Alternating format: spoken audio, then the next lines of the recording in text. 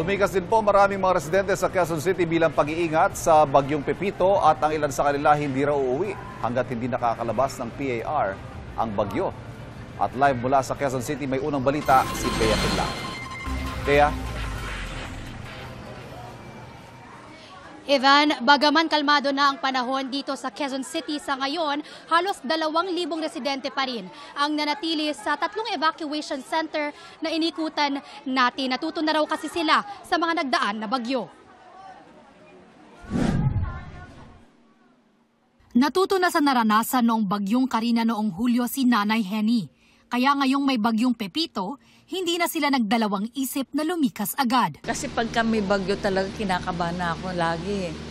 Kasi may karanasan na ako. Dati hindi ako na lumilikas eh. Yung Karina na yun, talaga nagkaroon na ako ng phobia dahil naabot na yung tubig dito eh.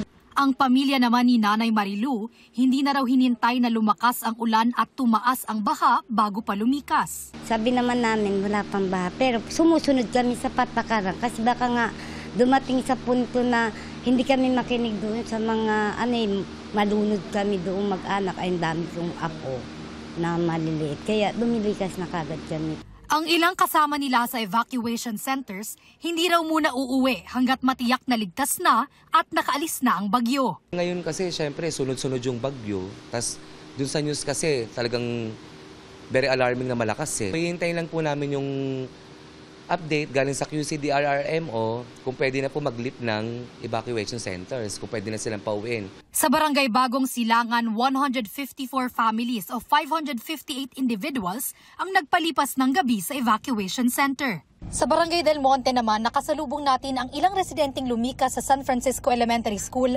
na pauwi na sa kani-kanilang mga bahay. Kahit na hindi walang hangin o walang ulan, lumikas na kami. Ngayon wala na. Uwi na.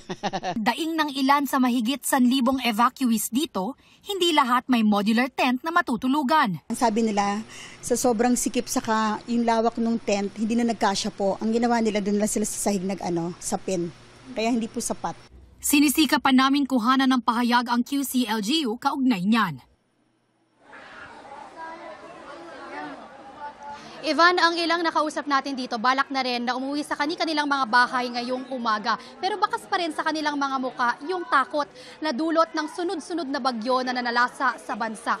Kaya kung may darating daw na bagong bagyo, ay hindi na sila magdadalawang isip na lumikas ulit. Yan ang unang balita mula rito sa Quezon City. Bea Pinlac para sa GMA Integrated News.